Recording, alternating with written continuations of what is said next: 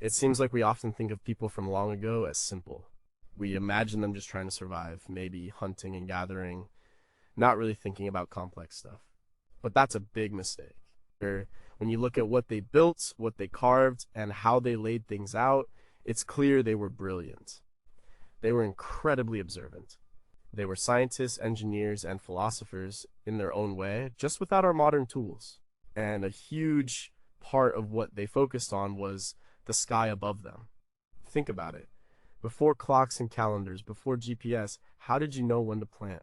When to harvest? When to expect the cold winter or the warm spring? How did you navigate vast oceans or track time over generations? The answer was always looking up. The sun, the moon, the stars, they were the universal clock, the grand calendar, and the ultimate compass. They moved with a predictable rhythm, and ancient people saw this rhythm. They didn't just see it, they understood it deeply. They built their entire worlds around it. It's almost unbelievable when you hear about it. Across every continent, from tiny islands to vast desert plains, people thousands of years ago constructed massive, complex sites that point directly to specific moments in the sky. Not just vaguely, but with incredible precision. They lined up with the solstices, those longest and shortest days of the year.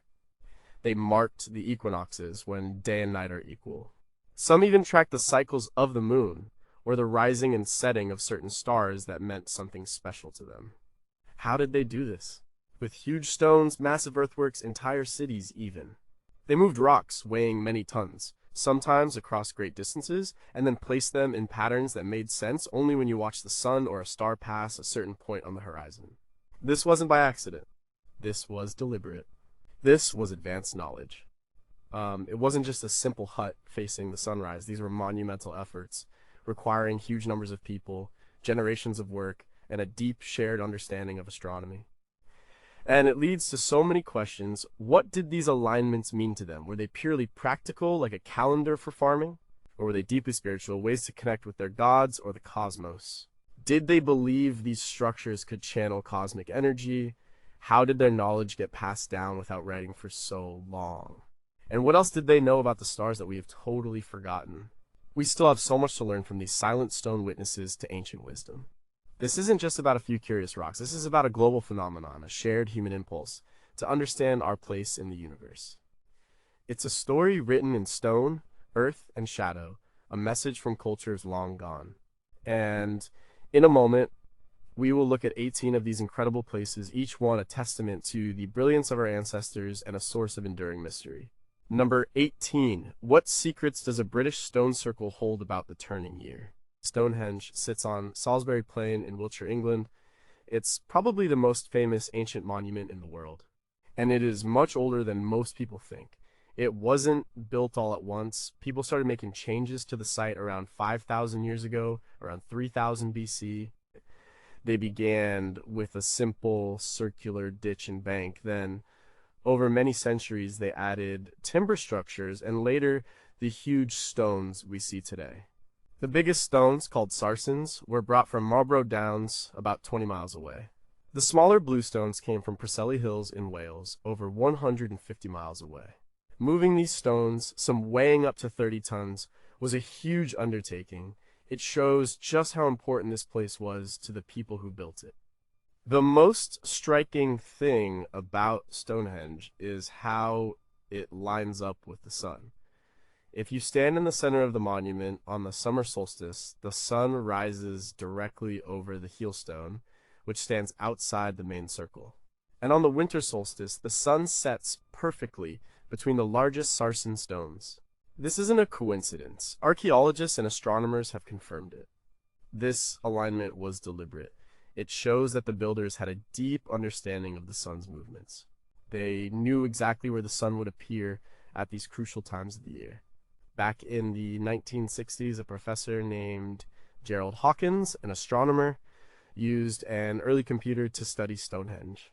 He mapped out all the possible alignments and showed that many of them, especially those related to the solstices, were too precise to be random. He published his findings in a book called Stonehenge Decoded in 1965. This work really pushed the idea of archaeoastronomy into the mainstream. Later, Alexander Thom, an engineering professor, spent decades surveying megalithic sites across Britain. He found evidence of a widespread megalithic yard and showed that many stone circles, including Stonehenge, were built with incredible geometric and astronomical precision. His work, like his 1971 book Megalithic Lunar Observatories, suggested that these ancient people were far more sophisticated in their understanding of celestial mechanics than anyone had previously imagined. More recent research, like the Stonehenge Riverside Project, led by Professor Mike Parker Pearson, has focused on understanding the wider landscape around Stonehenge. This project, which began in 2003, has uncovered evidence of a large settlement called Durrington Walls, just a couple of miles from Stonehenge. They found that Durrington Walls was associated with the living, while Stonehenge was for the dead. This suggests a ceremonial pathway and a deep connection between the two sites, both possibly linked to the solar cycle. For example, a large timber circle at Durrington Walls, called Woodhenge, also aligns with the summer solstice sunrise. This suggests a paired ritual landscape. The purpose of Stonehenge seems to be complex. It was a calendar marking the seasons for farming, but it was also a sacred space, a place for rituals and ceremonies. The alignments suggest a powerful connection to the cycles of life and death, symbolized by the sun's journey through the year. The summer solstice, with its new life and growth, and the winter solstice, with its darkness and rebirth, were clearly central to their beliefs. Evidence from burials and human remains found at the site also points to its use as a ceremonial center for a long time. People from all over Britain, even as far as Scotland, were brought to be buried there, suggesting its immense importance.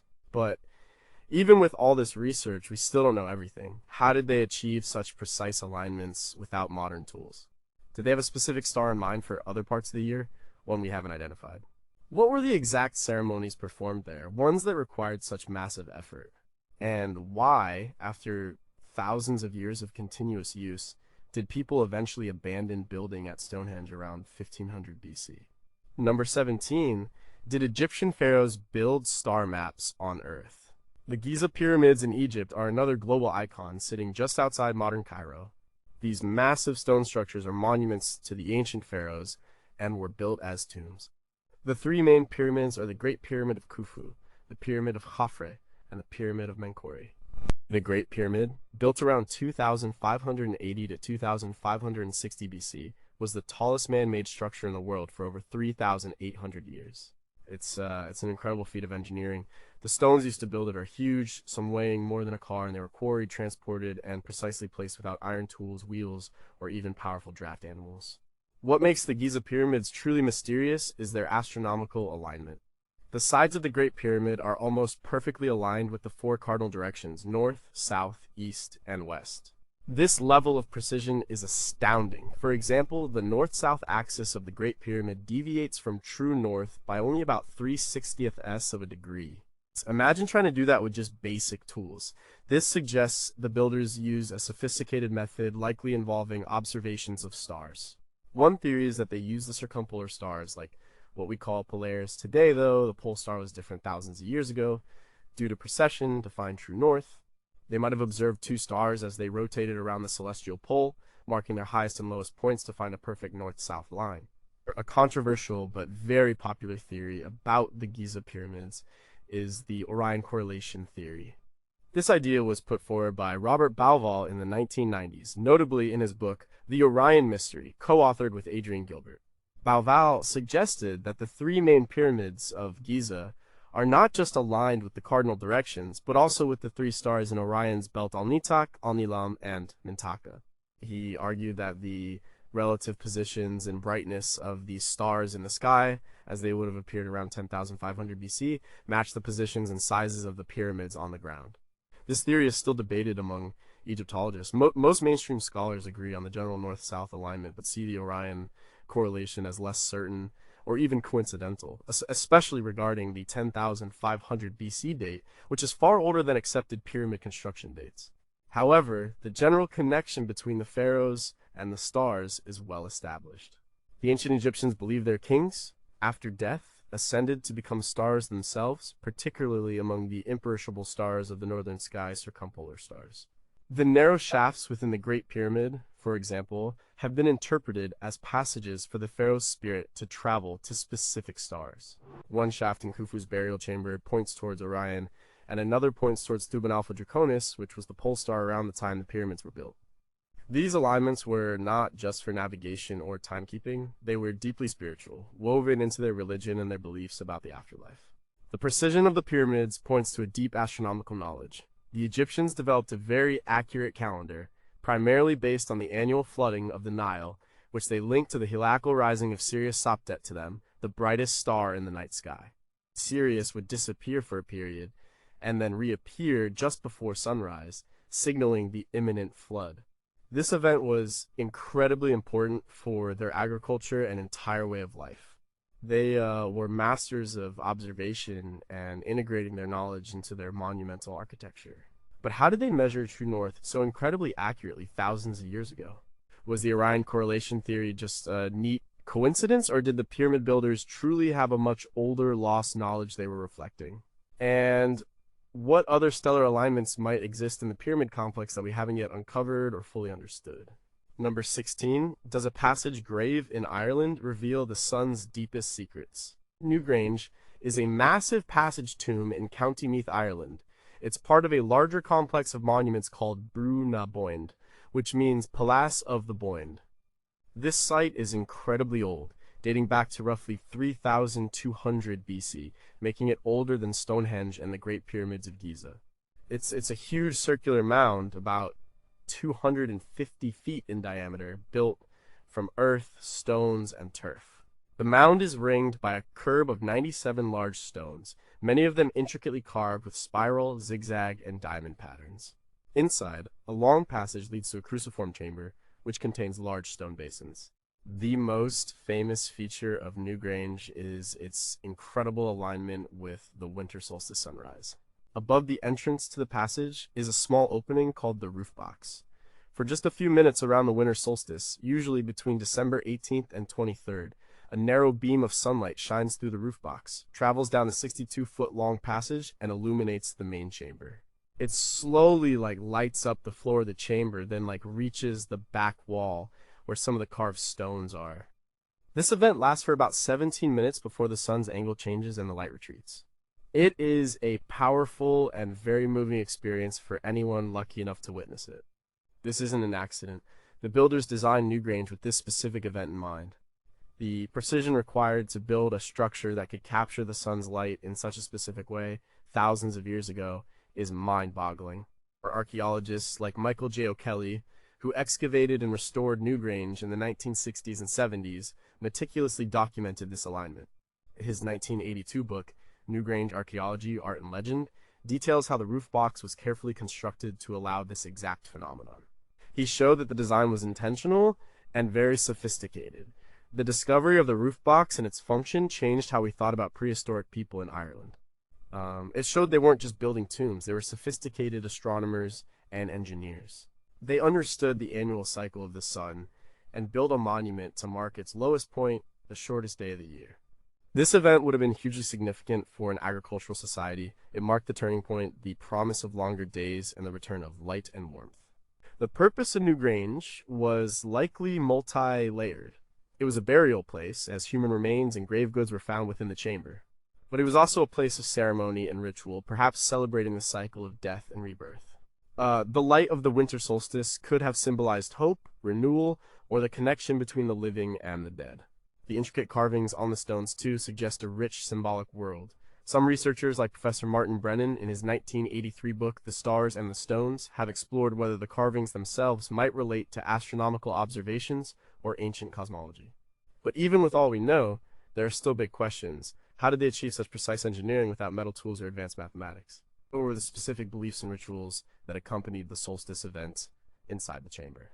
Did the carvings hold some astronomical code we haven't fully cracked, and what other celestial events might have been observed or marked by the other mounds in the Brú na Bóind complex, like Noth or Douth, which are also massive and full of ancient art? Number 15 was the Inca capital in the sky or on Earth. Machu Picchu, high in the Andes Mountains of Peru, is an ancient Inca city.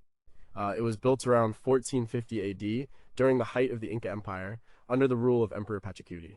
This city wasn't just a random settlement, it was a sophisticated complex of palaces, temples, storerooms, and homes, all nestled perfectly into the mountain landscape. Hiram Bingham discovered it for the Western world in 1911, though local people certainly knew it was there. Its exact purpose is still debated. Was it a royal estate, a sacred religious site, or a military stronghold? Many scholars believe it served multiple functions. What's clear is that the Inca were master astronomers and engineers. They integrated their understanding of the cosmos into their architecture. Machu Picchu is full of buildings and features aligned with important celestial events. The Intihuatana stone, for example, which means hitching post to the sun, is a carved rock structure in the sacred plaza. It is a gnomon, a device used to indicate the time of day by the shadow it casts. On the spring and autumn equinoxes, the sun casts no shadow on the Intihuatana stone at noon. This perfectly vertical alignment shows the Incas' precise knowledge of the sun's path. It was likely used as an astronomical observatory and a ritual site for tracking the seasons. Another key structure is the Temple of the Sun. This circular building has a window that perfectly frames the sunrise on the winter solstice June in the southern hemisphere. The light shines through the window and illuminates a sacred stone inside. This was a crucial event for the Inca, marking the shortest day and the start of the new agricultural cycle. They called this festival Inti Raymi. The temple also has another window that aligns with the rising of the Pleiades star cluster, which was important for the Inca calendar and agricultural predictions. The Pleiades, or Colca in Quechua, signaled the planting season and were seen as a source of cosmic power. And Dr. R. Tom Zuidema, an anthropologist who has extensively studied Inca astronomy, especially in his 1982 paper, The Inca Calendar, and his wider work on the Sequoia system of Cusco, has shown how deeply integrated celestial observations were into Inca ritual and social structure. He argues that the entire layout of Inca cities, including Machu Picchu, was a terrestrial representation of their cosmic order. The sacred landscape and the sky were mirroring each other. The alignment of buildings was not just about aesthetics, it was about connecting to the divine. The Incas' construction methods are also incredible. They used dry stone masonry, cutting huge stones with such precision that they fit together without mortar. You can't even slip a credit card between some of the joints. This allowed the buildings to withstand earthquakes. And they built all of this in a very challenging mountain environment high above the Urubamba River. The precise orientation of these structures within such a complex terrain shows an advanced understanding of both architecture and sky observation. But we still have many questions about Machu Picchu. Why was it abandoned around the time of the Spanish conquest, even though the Spanish never found it? What was the exact nature of the rituals performed at the Intihuatana stone or in the Temple of the Sun? Are there other alignments, perhaps to specific constellations or lunar cycles, that we haven't fully identified or understood? And what lost knowledge of the stars did the Inca possess that allowed them to build with such astronomical precision? Number 14. How did the Maya read the sky from a stepped pyramid? Chichen Itza is a large pre-Columbian city built by the Maya people. It's located in the Yucatan Peninsula of Mexico. The city was a major regional center, flourishing between about 600 AD and 1200 AD. It's famous for its impressive architecture, which shows a blend of Maya and Toltec influences. The most iconic structure there is El Castillo, also known as the Temple of Kukulkan. This massive stepped pyramid dominates the central plaza. El Castillo is a true marvel of ancient engineering and astronomical observation. It has 4 sides, each with 91 steps. If you add the platform at the top, that makes 365 steps in total, 1 for each day of the year. This immediately tells you that the pyramid was designed with the solar calendar in mind. But the most dramatic alignment happens twice a year, on the spring and autumn equinoxes. On these days, as the sun sets, a play of light and shadow creates the illusion of a serpent slithering down the northern staircase of the pyramid. This serpent connects to a carved stone serpent head at the base of the staircase. This phenomenon is absolutely stunning and draws thousands of visitors every year. This light and shadow effect is not accidental. It is the result of very careful planning and construction by the Maya architects. They positioned the pyramid and designed its terraces to create this specific visual effect on those 2 days of the year. This highlights their deep knowledge of astronomy, mathematics, and architecture. The serpent Kukulkan, the feathered serpent deity, was a hugely important figure in Maya religion, representing knowledge, creation, and the connection between the earth and the sky. But the alignments at Chichen Itza go beyond just El Castillo. The Caracol, for instance, is a unique circular observatory building. Its windows and doorways align with specific positions of Venus, the Sun, and other celestial bodies. Venus was incredibly important to the Maya. They tracked its cycles with extreme precision, believing it had great influence on warfare and other events. The work of scholars like Anthony Avini, an archaeoastronomer detailed in his book Skywatchers of Ancient Mexico, 1980, has been crucial in understanding these complex alignments. He showed how the Maya incorporated their astronomical knowledge into their urban planning and architecture in very sophisticated ways. The Maya developed incredibly accurate calendars, including the 365-day Hab and the 260-day Tzolk'in, which interlocked to create a 52-year cycle. These calendars were based on detailed observations of the sun, moon, and planets. The alignments at Chichen Itza were functional, helping to mark important agricultural and ceremonial dates, but they were also deeply spiritual. They connected the physical world to the divine, demonstrating the ruler's ability to understand and even control the cosmos. However, many aspects of Chichen Itza and its celestial connections remain mysterious. What other complex celestial events did the Caracol track that we haven't fully understood? Were there specific rituals tied to the serpent's descent on the equinoxes that we've lost knowledge of? And given the Maya's advanced astronomical calculations, what deeper cosmological understandings were embedded in the design of their city that we might be missing? Number 13. What cosmic plan did a city of pyramids hide in Mexico? Teotihuacan is an enormous ancient city located northeast of modern Mexico City. It was one of the largest cities in the world during its peak, between about 100 AD and 600 AD, possibly housing over 100,000 people. The city is famous for its massive pyramids, like the Pyramid of the Sun and the Pyramid of the Moon, and the wide Avenue of the Dead that connects them. The people who built Teotihuacan are a mystery. We don't know what they called themselves or what language they spoke. The Aztecs, who came much later, gave the city its current name, meaning the place where the gods were created. The entire city of Teotihuacan is laid out with remarkable precision, showing a clear connection to astronomical observations. The main axis of the city, the Avenue of the Dead, is not aligned with true north. Instead, it's tilted about 15.5 degrees east of north. This specific orientation has been the subject of much study. Researchers like Jose Galindo and Branko Bojovic have suggested that this alignment could be linked to the setting point of the Pleiades star cluster. In the time of Teotihuacan, the Pleiades, an important agricultural marker for many Mesoamerican cultures, would have set precisely along this axis around its heliacal setting, which marked the beginning of the rainy season.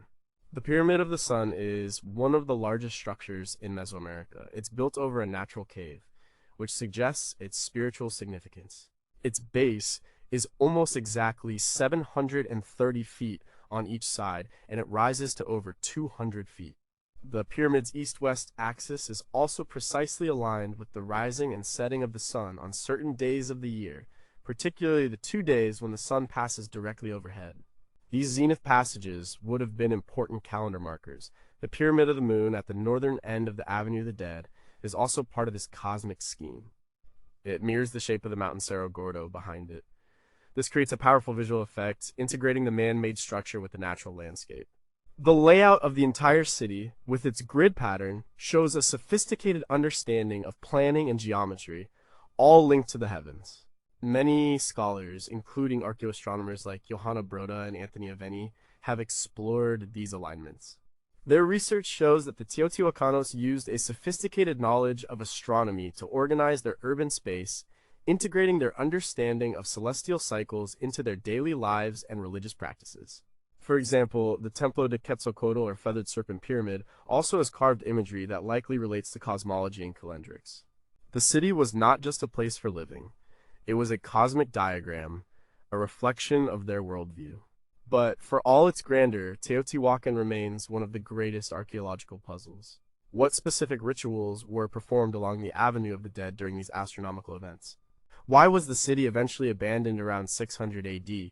Who exactly were the people who built this incredible place, and what was their precise understanding of the universe? And could there be other celestial alignments within the city's vast complex that we haven't yet deciphered?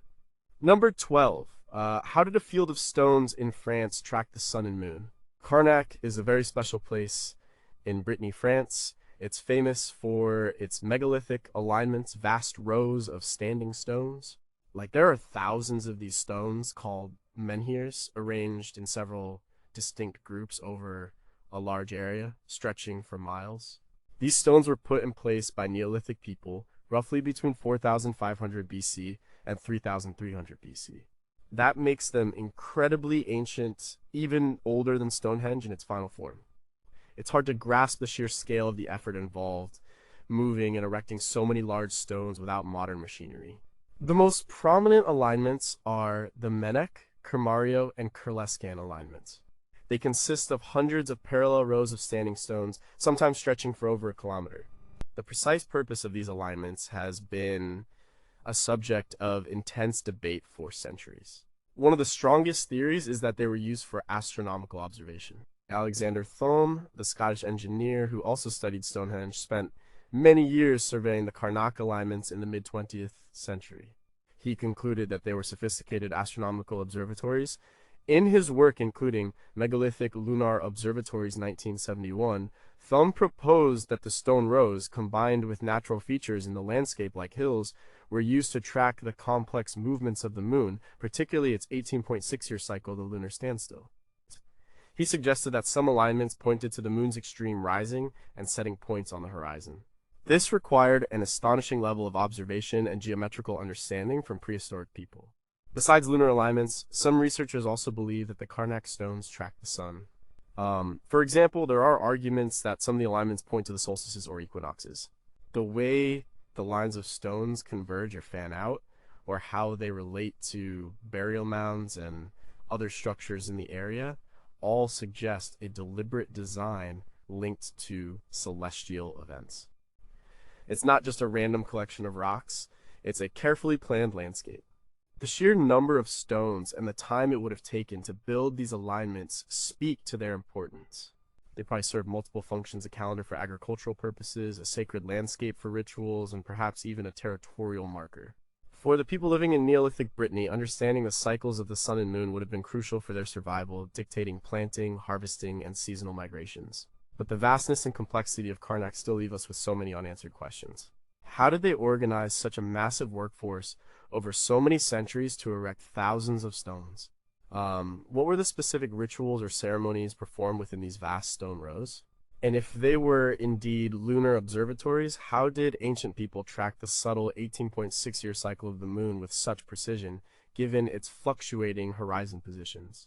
Number 11. Did a tiny island in the Mediterranean hold a cosmic temple? Manadra is an ancient megalithic temple complex located on the southern coast of Malta.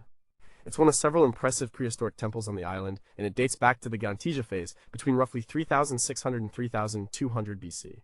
This makes it incredibly old, older than the pyramids of Egypt and Stonehenge. The complex consists of several distinct temples built from massive limestone blocks, some weighing many tons. The architecture is unique, with large curved walls creating oval-shaped rooms and passages. What makes Manadra particularly special is its precise astronomical alignments. The main temple is oriented in such a way that its central axis marks the sun's position at the equinoxes and solstices. On the spring and autumn equinoxes, the sun rises and shines directly through the main doorway, illuminating the central passage. This light hits the back of the temple. Then, on the summer solstice, the sun rises and aligns with a different doorway, illuminating a specific stone block within the temple. And on the winter solstice, the sun aligns with yet another doorway, illuminating a different part of the temple's interior. This isn't just a simple alignment, it's a series of alignments built into the very fabric of the structure. It shows that the builders, a sophisticated Neolithic society, possessed an advanced understanding of the sun's annual movements. Frank Ventura, a Maltese archaeoastronomer, has extensively studied these alignments. In his work, and that of others, confirms the precise solar calendar function of Manadra. These alignments would have provided a practical calendar for agricultural and seasonal activities, critical for the survival of the island's ancient inhabitants. The temple complex itself is believed to have been a place of worship and ritual. The precise solar alignments suggest that the sun played a central role in their religious beliefs. The passage of light into the dark interior of the temple at specific times of the year could have symbolized creation, rebirth, or the presence of deities. The care taken in constructing these temples, with their massive stones and intricate design, indicates the deep spiritual significance of these celestial events. The fact that such complex astronomical knowledge and architectural skill existed on a small island thousands of years ago is truly remarkable. The people who built Manadra were isolated, yet they developed a sophisticated culture capable of monumental construction and precise celestial observation. But even with its clear solar calendar function, many questions remain about Manadra. What specific deities or cosmic forces were honored during these solstice and equinox events? What were the exact ceremonies or rituals performed within the temple when the sun's light entered? Are there other subtle lunar or stellar alignments within the complex that we haven't yet deciphered? And why did this remarkable temple building culture eventually disappear around 2500 BC? Number 10. Did the first temple on Earth worship the stars? Göbekli Tepe is an extraordinary archaeological site in southeastern Turkey. It's often called the world's first temple. What makes it so astounding is its age. It dates back to the pre-pottery Neolithic period around 9600 to 8200 BC. This means it was built before settled agriculture, before pottery, and before the invention of writing. It totally changes our understanding of early human civilization. Before Göbekli Tepe, we thought complex religious structures came after settled farming communities. But this site suggests that monumental building and organized religion might have driven the formation of complex societies. The site consists of many large, circular, and oval enclosures, each featuring massive T-shaped pillars. Some of these pillars are carved with intricate reliefs of animals like boars, foxes, snakes, and birds. These pillars, some over 16 feet tall and weighing up to 20 tons, were quarried and erected by hunter-gatherers using only stone tools. This is a monumental effort that predates agriculture. While much of the research on Göbekli Tepe has focused on its social and religious implications, there is growing evidence of astronomical alignments. Some researchers, including Klaus Schmidt, the original excavator, and later scholars like Dr. Robert Schoch, have proposed that the pillars and enclosures might have been oriented towards specific celestial events. For instance, the general orientation of some of the enclosures and pillars seems to be towards the northeast, which could align with the rising of certain stars or constellations that were important to these early people. One specific theory, put forward by researchers like Martin B. Sweatman and Dimitrios Chikritsis in a 2017 paper, suggests that some of the carved animal symbols on the pillars might represent constellations and that certain pillars record a comet impact event around 10,950 BC. They interpret some of the carvings as a form of astronomical record tracking a catastrophic event. While this specific interpretation is highly debated among mainstream archaeologists, it highlights the potential for astronomical knowledge embedded within the site. Other researchers suggest simpler alignments. For example, some believe that the central T pillars in certain enclosures, which often have human-like features without faces, might have been positioned to frame the heliacal rising of bright stars or specific points on the horizon where celestial objects appeared. Given that these people were hunter-gatherers, tracking the seasons and the movement of game would have been crucial, and astronomical observations would have been essential for their calendar. Göbekli Tepe challenges everything we thought we knew about early human capabilities. It forces us to reconsider the sophistication of our ancestors and their understanding of the cosmos. But the mysteries are immense. What specific stars or constellations were most important to the builders of Göbekli Tepe? Was the site oriented to a specific celestial event that marked a turning point in their culture or cosmology? How did these hunter-gatherers organize such a massive construction project without a settled society? And what were the full meanings of the enigmatic animal carvings and T-shaped pillars, which seem to represent a complex, lost cosmology? Number 9. What cosmic blueprint guided an empire in Southeast Asia? Angkor Wat is a magnificent temple complex in Cambodia, and it's one of the largest religious monuments in the world. It was built in the early 12th century by King Suryavarman II, dedicated to the Hindu god Vishnu, but later transformed into a Buddhist temple. It's a stunning example of Khmer architecture with intricate carvings and towering spires. The entire complex is surrounded by a moat and a massive outer wall. Beyond its artistic beauty, Angkor Wat is also an incredible feat of astronomical engineering. The entire complex is oriented precisely along an east-west axis, aligning with the spring and autumn equinoxes. On the morning of the spring equinox, if you stand at the western entrance to Angkor Wat, the sun rises directly over the central tower of the temple, its rays illuminating the sacred structure. This isn't a mere coincidence, it's a deliberate design. This phenomenon has been studied by archaeoastronomers like Eleanor Manica, who published her findings in books like Angkor Wat Time, Space, and Kingship 2000. She argues that the temple was a complex calendrical and cosmological instrument. Manica's research suggests that Angkor Wat contains a wealth of astronomical data, not just for the equinoxes. She found alignments related to the solstices, lunar cycles, and even specific star positions. For instance, certain carvings and architectural features, she argues, can be interpreted as markers for tracking celestial events over long periods. The precise distances between different structures and the number of steps on various staircases are also sometimes interpreted as calendrical numbers, reflecting the complex cycles of the Hindu calendar and cosmology. The orientation of the temple to the west is unusual for a Hindu temple, which typically faces east. Some scholars believe this westward orientation, combined with its dedication to Vishnu, who is associated with the west and death, suggests that it also served as a funerary temple for the king.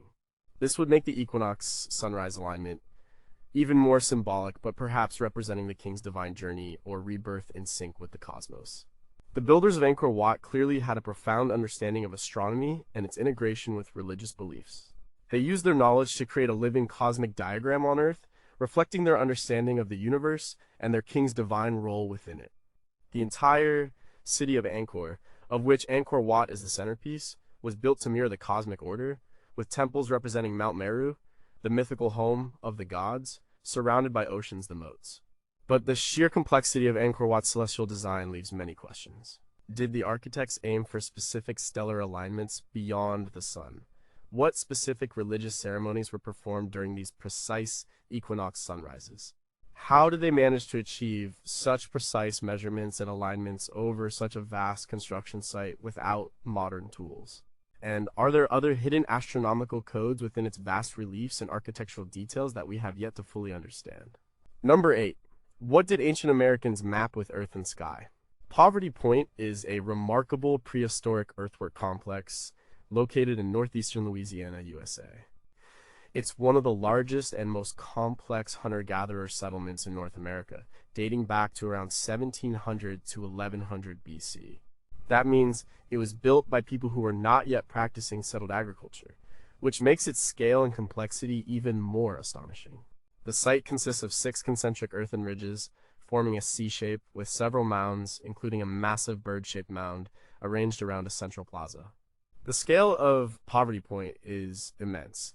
The earthworks involved moving an estimated 1.6 million cubic yards of earth. This would have required hundreds or even thousands of people working over many centuries, all without metal tools or draft animals. It's a testament to the organizational skills and shared vision of the ancient people who built it. Many researchers believe that Poverty Point had significant astronomical alignments.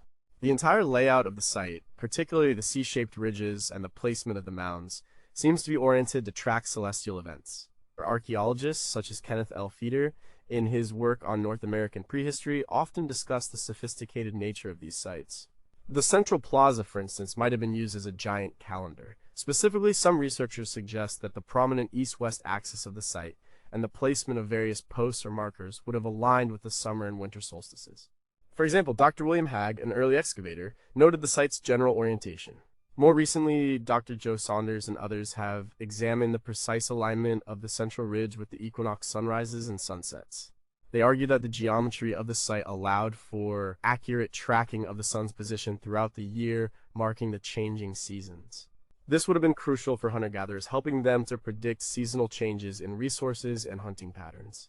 The large bird effigy mound, Mound A, at Poverty Point, is also a source of fascination. It's over 70 feet high and nearly 700 feet long. While its precise astronomical purpose is less clear than the overall site's orientation, its monumental scale and avian shape suggest a connection to the sky and perhaps a sky-Earth cosmology. Poverty Point challenges the idea that complex societies and monumental architecture only arose with agriculture. It shows that hunter-gatherers could also create incredibly sophisticated and astronomically aligned sites. It was likely a major ceremonial and trade center, drawing people from vast distances across ancient North America. But many aspects of Poverty Point remain a puzzle. What were the specific ritual practices tied to the solar alignments? How did these pre-agricultural people organize the monumental labor required to build such a vast complex? Were there other stellar or lunar alignments within the site that we haven't yet discovered or understood? And what was the specific purpose of the Central Plaza, a giant observatory, a gathering place, or both? Number 7. What stories do mounds in Illinois tell about the sky? Cahokia Mounds State Historic Site, near modern-day St. Louis, Missouri, was once the largest and most sophisticated pre-Columbian city north of Mexico. It flourished from around 1050 AD to 1200 AD, at its peak housing an estimated 10,000 to 20,000 people. The city was built by the Mississippian culture and is characterized by its huge earthen mounds. The Monk's Mound, the largest, is bigger at its base than the Great Pyramid of Giza. It's a flat-top pyramid mound that served as the base for a major temple or chieftain's residence. Like many ancient cities, Cahokia was not just a collection of homes, it was a planned city with clear astronomical orientation. Archaeologists have discovered several wood henges at Cahokia. These were large circular arrangements of wooden posts, and at least 5 of them have been identified. The most famous, Woodhenge III, consists of a central observation post surrounded by a circle of 48 large red cedar posts, covering an area over 400 feet in diameter. These wood henges were clearly astronomical observatories. On the spring and autumn equinoxes and the summer and winter solstices, the sun rises in specific alignments with these posts when viewed from the central observation point.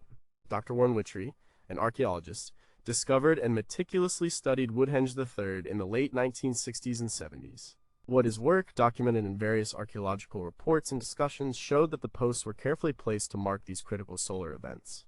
The equinox sun would rise along a specific post, and the solstice suns would rise and set at other defined posts.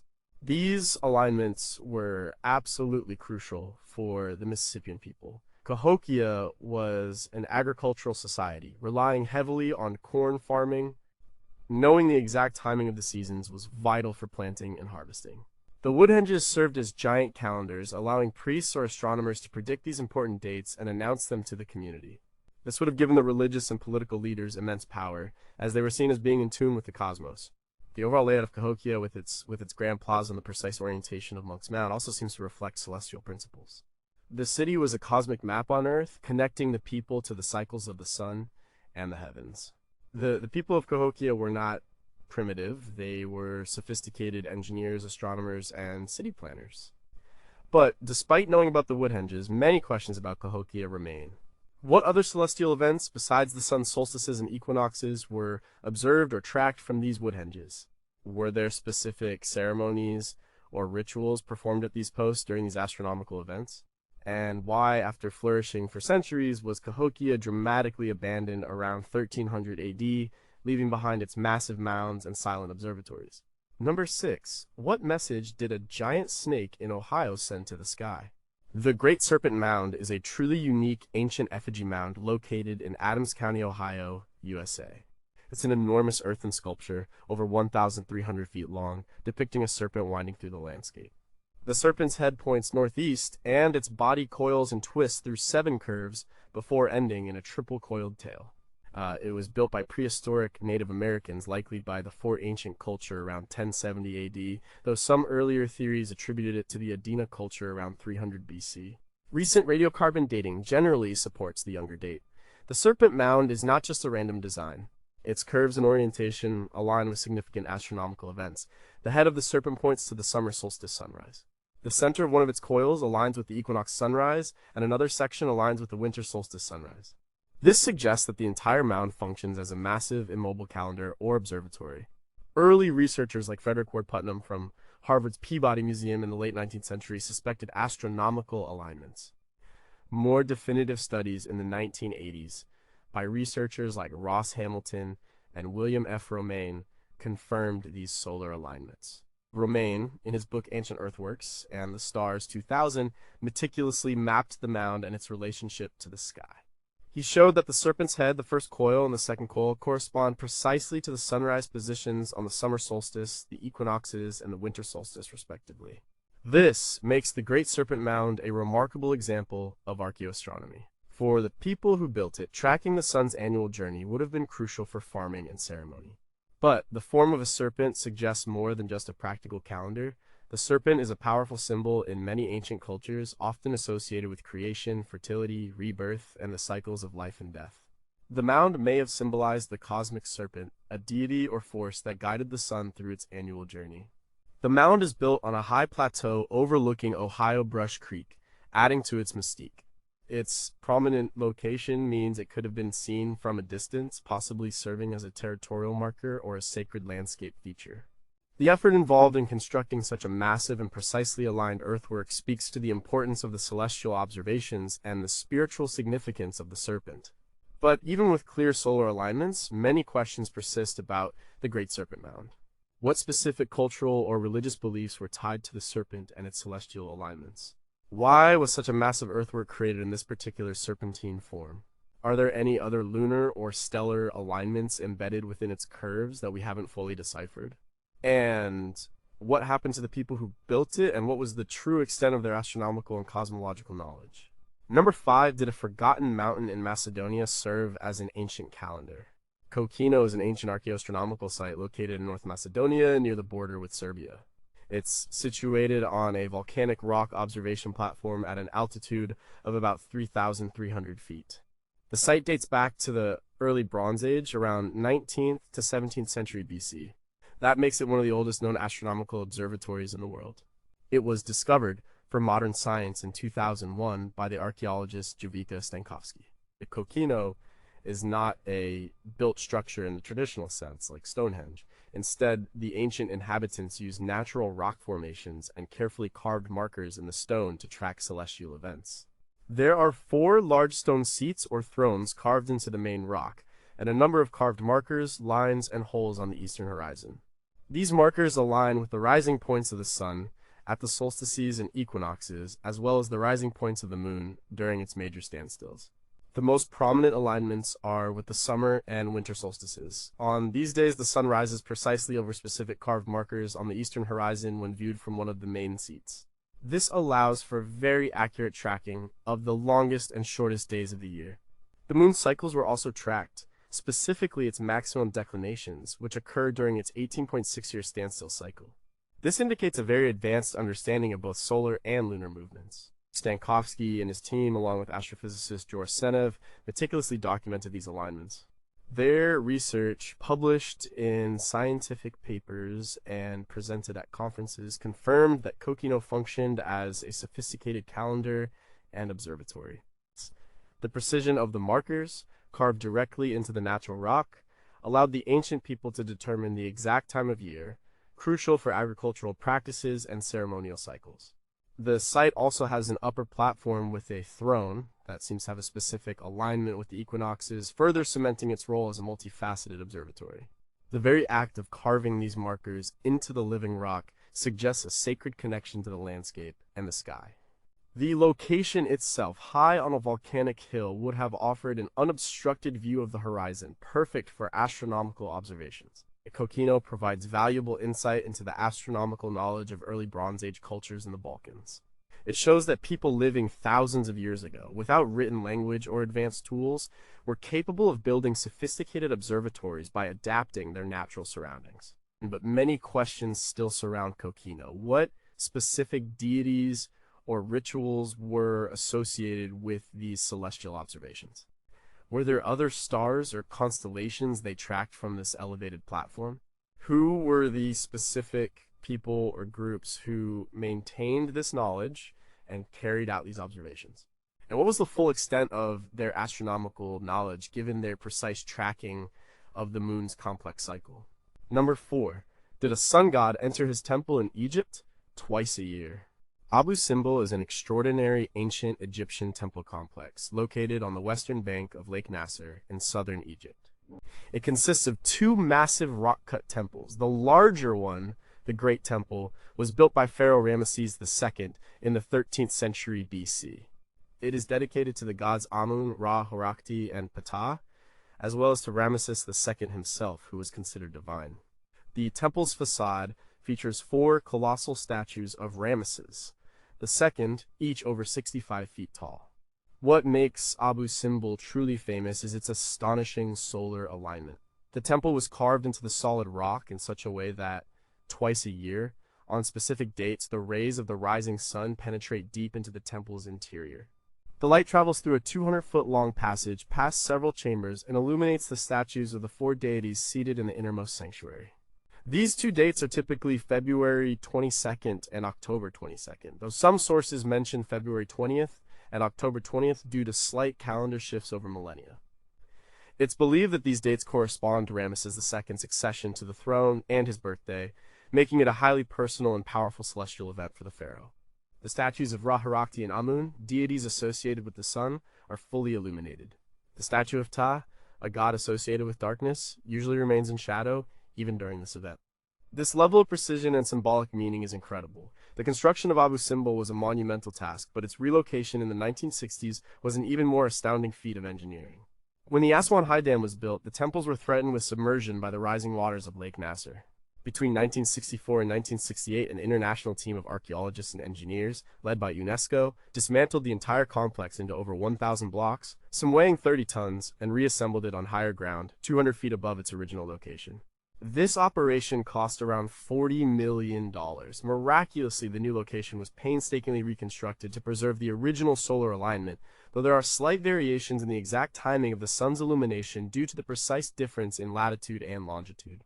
The solar alignment at Abu Simbel speaks volumes about the ancient Egyptians' astronomical knowledge and their profound connection between their pharaohs, their gods, and the cosmos. Ramesses II was not just a king, he was a living god, and this alignment reinforced his divine status and his connection to the sun god.